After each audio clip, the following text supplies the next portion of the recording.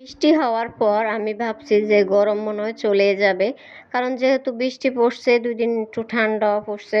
তো ভাবলাম যে গরম আর হবে না, প্রথম যেরকম গরম পড়ছে এরকম গরম হয়তো আর পড়বে না। কিন্তু আমি তো ভুল ছিলাম, আসলে গরম দেখে এখন আরো বেশি পড়তেছে, সে আগের মতোই গরম পড়তেছে। বৃষ্টি হলে মনে হয় যেন গরম আরো বেড়ে যায়। যাই হোক, আসসালামু আলাইকুম, কেমন আছেন সবাই?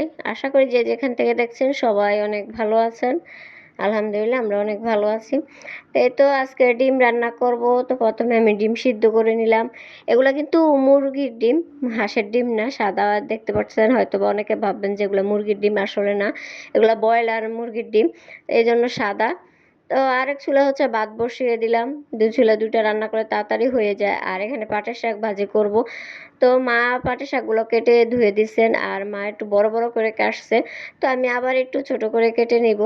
তো সেটাই দেখাইতেছে আপনাদের। মা কিন্তু সব কেটে ধুয়ে রেডি করে দেন, আমি বসে রান্না করি, এতে তাড়াতাড়ি হয়ে যায় দুজনে মিলে রান্না করলে। অথবা অনেক সময় দেখা যায় মাকে আমি রেডি করে দেই, মা রান্না করেন। তো এখানে আমি পাট শাক ভাজি করব। যেহেতু পাট শাক, তো একটু রসুন তো দিতে হয়, আস্ত রসুন থেতো করে দিছি, আর কিছু কাঁচামরিচ পেঁয়াজ একটু ভেজে নিলাম। ভেজে এখন আমি পাট শাকগুলো দিয়ে দিব। আর পাট শাক কিন্তু ভাপ দেওয়া লাগে না, অন্যান্য শাক কিন্তু ভাপ দেওয়া লাগে। পাট শাক ভাপ দেওয়া লাগে না, পাট শাক আমি এইভাবে একবারে বাগার দিয়ে বসাই। আর পাট শাক তো সবার অনেক পছন্দ, খেতে অনেক ভাল লাগে। তা আমি এখন এই যে ভালো করে নেড়ে নিতেছি।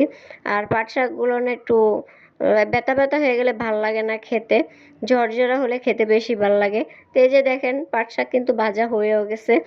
আর এর মাঝখানে আমি শুকনো মরিচও ভেজে নিছি। আর পাট শাকের সাথে তো শুকনো মরিচ না হলে না, খেতে অনেক বেশি ভাল লাগে। আপনাদের ভাইয়া কিন্তু একদম পাটের শাকের সাথে শুকনো মরিচ না হলে অনেক রাগ করেন। আর এখানে মুগ ডাল বসিয়ে দিছি, যেহেতু মুগ ডাল দিয়ে ডিম দিয়ে রান্না করব। তো এর সাথে হলুদ দিতেছি, আর দিছি কাঁচামরিচ, একটু রসুন বাটা, লবণ দিয়ে দিলাম। আর এর সাথে কিন্তু একটা তেজপাতাও দিব। তো এগুলো হচ্ছে আসলে একজনের গ্রাম থেকে আনছিল, তো আমাদেরকে দিচ্ছে একদম তাড়াতাড়ি সিদ্ধ হয়ে গেছে। আর আমি ডিমটা কিন্তু আগে তেলে ভেজে নিছি, ভেজে আমি ডাল যখন অর্ধেক হয়েছে তখন দিয়ে দিছি ডালের সাথে।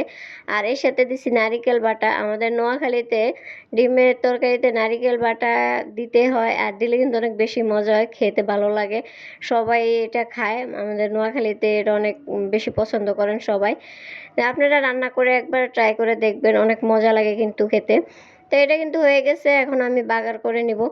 আর বাগার দেওয়ার সাথে একটু পেঁয়াজটাকে লাল করে নিব, লাল করে আমি এর সাথে একটু জিরা বাটা দিব। আর এরকম বাগারের সময় মাংসর মধ্যে বা ডালের তরকারিতে একটু জিরা বাটা দিলে খেতে অনেক বেশি মজা লাগে, সুন্দর একটা স্মেল আসে জিরা বাটার। আর আজকে ডালের তরকারিটা অনেক মজা হয়েছে বলতে, আমার শাশুড়ি মা আসলে অনেক দিন ধরে বলতেছে যে খেতে ভাল লাগে না কিছু, আর আজকে বলতেছে যে ডালের তরকারিটা অনেক মজা হয়েছে। তো যাই হোক, সবাই ভিডিওগুলো ভালো লাগলে অবশ্যই লাইক কমেন্ট করবেন, ইউটিউব থেকে দেখলে সাবস্ক্রাইব করবেন, আর যারা ফেসবুক থেকে দেখবেন তারা অবশ্যই ফলো করবেন। সুস্থ থাকবেন সবাই, আল্লাহ হাফেজ।